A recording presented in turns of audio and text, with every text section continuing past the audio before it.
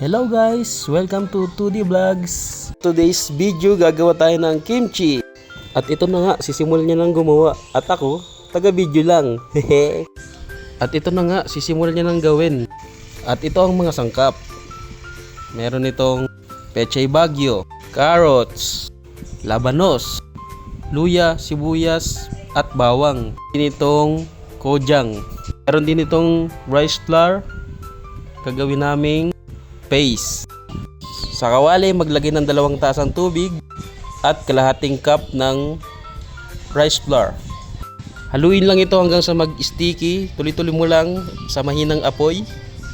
At fast forward natin ng konti.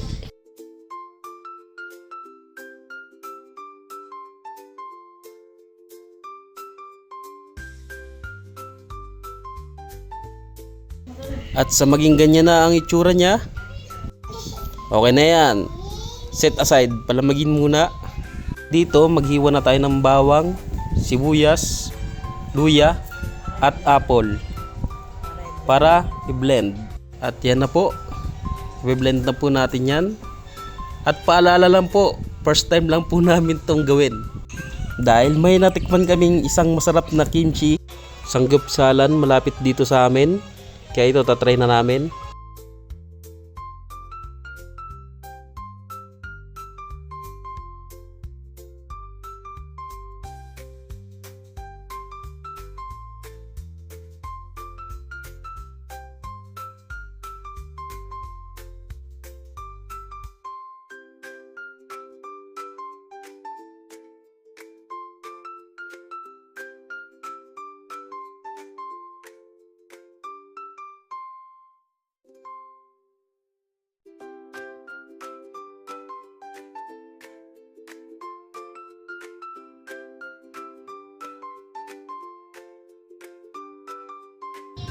At ito na po, pinong-pino na, okay na po yan. Kaya ang susunod, itong pechay bagyo, ugasan na maigi.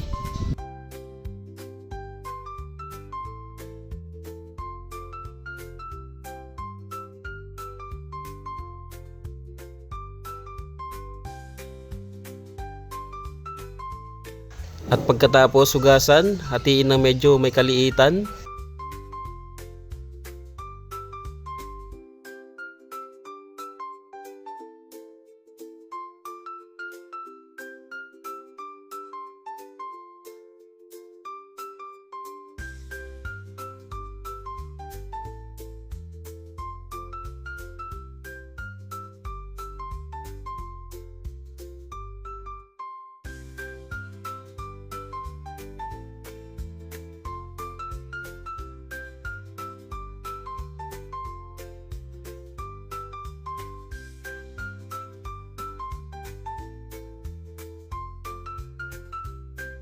At pagkatapos, ilagay ito sa malinis na lagayan.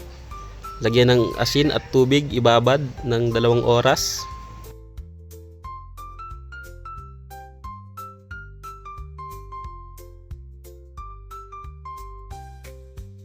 Tapos, set aside na natin yan. At dito, maghiwa naman tayo ng carrots at labanos. Iwain lang na maliliit.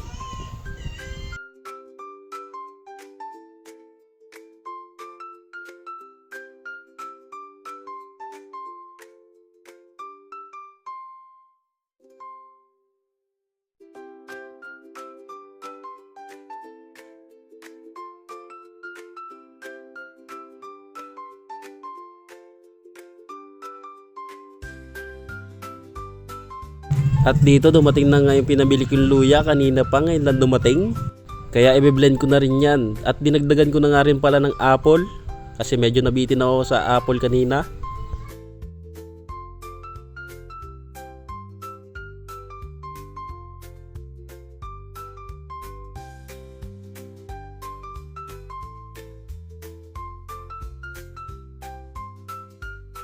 At dito sa part na to, hahalo-haloin na natin ang rice flour, carrots, labanos, at yung blended natin na sibuyas, luya, bawang, apple.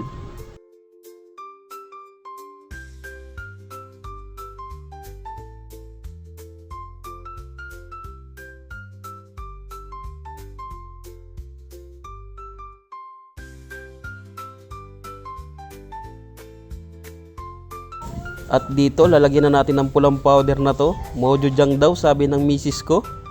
2 cups ng mojojang at 2 kutsarang patis. Halo-haloin lang natin yan hanggang sa maging ganyan. Fast forward. At makalipas ang 2 oras, ito na ang binabad nating Pechay Baguio. Ugasan natin maigi hanggang sa matanggal yung alat. At pagkatapos, pigaan ng maigi. Kagaya niyan. Macho ang pumipigaan yan. Pagkatapos pigaan ng Pechay Baguio, ihalo na natin ang gochujang paste na ginawa natin kanina. Mix until combine. Wow, English ah. Fast forward na natin.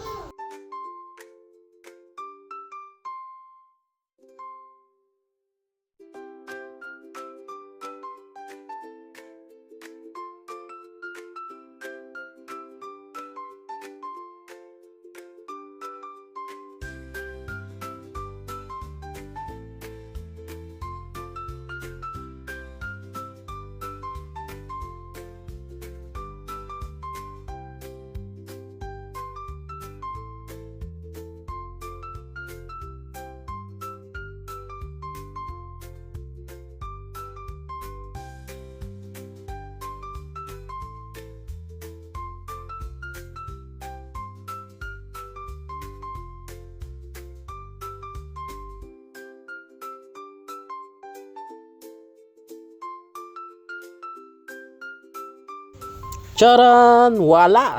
Tapos na. After ma-mix, kagaya nito, cover na natin ng clean wrap. I-peppermint na natin to sa labas ng rep ng 1 araw. At pagkatapos, ilagay sa rep ng 4 na araw.